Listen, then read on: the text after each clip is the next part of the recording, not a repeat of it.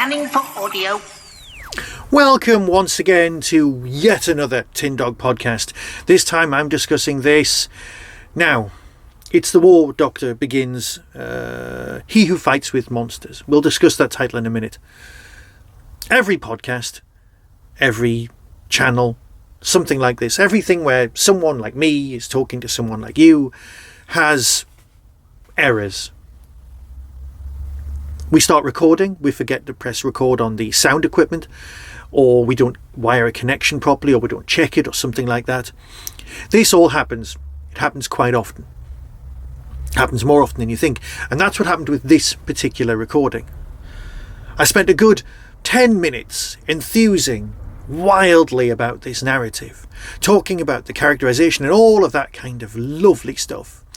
And then when I played it back, silence. I hadn't made an audio backup at all, but what I had done is I'd recorded some lovely visuals of me waving my hands around like this. Absolutely pointless. So here we are, with me enthusing one more time about The War Doctor Begins, Volume 4. He Who Fights with Monsters. Now, we all know the exciting phrase. He who fights with monsters, do not fight with monsters lest ye become a monster. And do not gaze into the abyss, for the abyss gazes also, because it looks back on you. Because of that title, we kind of have a pretty decent idea what this story's actually about. Who the main baddie's going to be. Here is a quick synopsis. The Doctor is no more. A warrior has joined the time war between the Daleks and Gallifrey. But how far will he go? And what lines will he cross? And how much of himself will he sacrifice? Standard stuff for the War Doctor. The War Doctor has begun to find out who he is and the consequences of fighting with monsters. Obviously, I'm a huge fan of Jonathan Carley's portrayal. I cannot tell you how perfectly he captures John Hurt's performance. I've gone on about this for the last 3 volumes. You don't need me to be doing this again. I will though, however, because, let's face it, he's just great. And under the guidance of Louise Jameson as the director, his empathy and connection with the characters has grown exponentially. I cannot enthuse about it enough. Seriously. Performance-wise, brilliant. Absolutely superb. So, story 1. It's a 3-story set. The mission. As the Time War takes a dark turn, the War Doctor is tasked by the Time War Council with locating, assassinating a Gallifreyan renegade waging their own private campaign against both the Daleks and the Time Lords. But who is this mysterious barber surgeon? And can the Doctor complete his mission without becoming all that he abhors?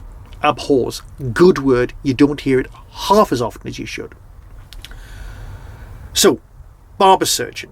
If anybody knows anything about ships or that kind of thing, you've already, at the beginning, kind of trying to figure out, well, you know who the baddie's going to be. You're going to get it. But like one of those reality shows where somebody wins a song for Christmas or something, it's all about the journey. It's not necessarily about the destination. Although it is about the destination here as well. Probably a bad choice, but you know what I mean. Just because we know where the story's going at an early stage, it doesn't necessarily mean that that's a bad thing at all. The Abyss.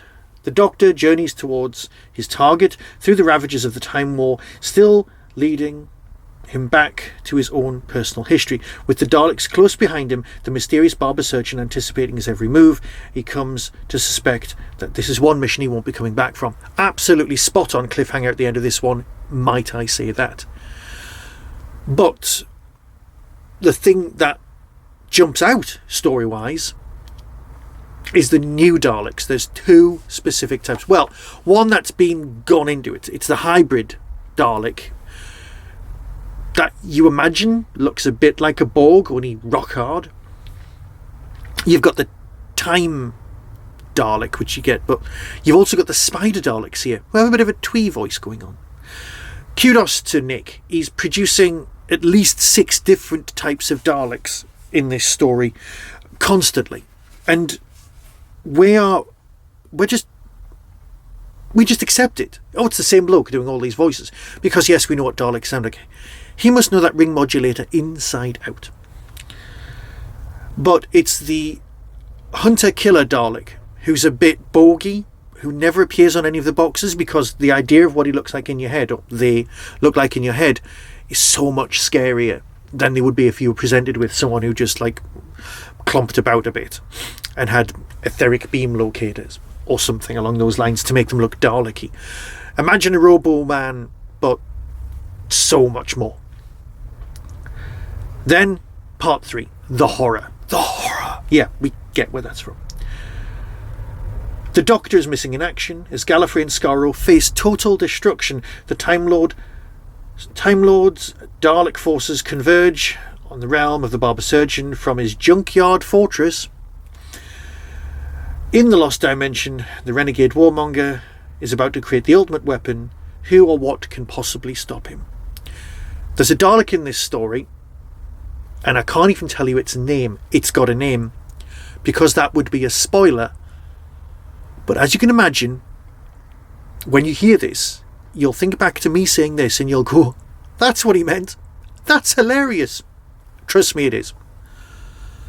I've probably not said something that I said in the original recording, but what I do need to say here is that this is crackingly good. I do want this War Doctor to meet his old incarnations in the 60th. And I know that's probably not on the cards. It's not on the cards for Eccleston to meet these people. But it would be nice for the alternative versions, like we've had the War 6th Doctor, to come up against the War 2nd, the War 3rd, the War 4th. Well, possibly not the War 4th, the War 5th. Can you imagine the War 5th Doctor? Peter Davison's evil version of the Doctor? It'd be worth listening to. Especially if this Doctor had to take them out. That's fan nonsense that we could possibly have. It is fan nonsense.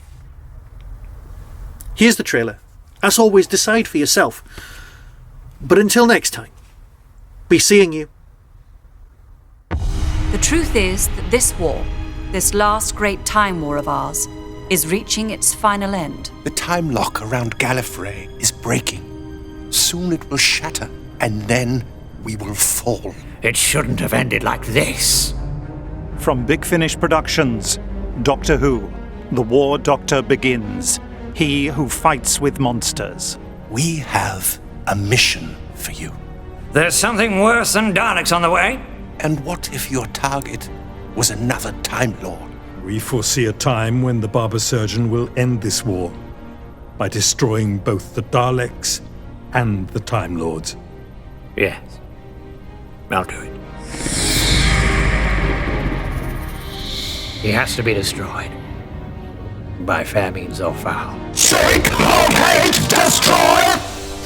We'll be attempting to leave Gallifrey in secret. That is how we will find him. We all have our orders, Captain.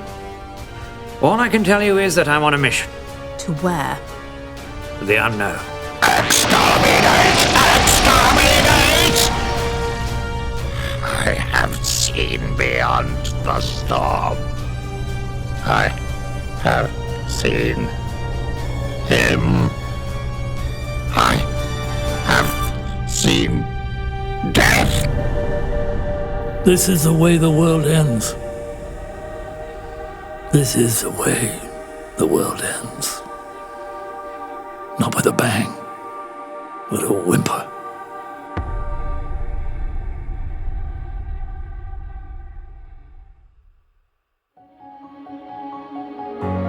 Big Finish, for the love of stories.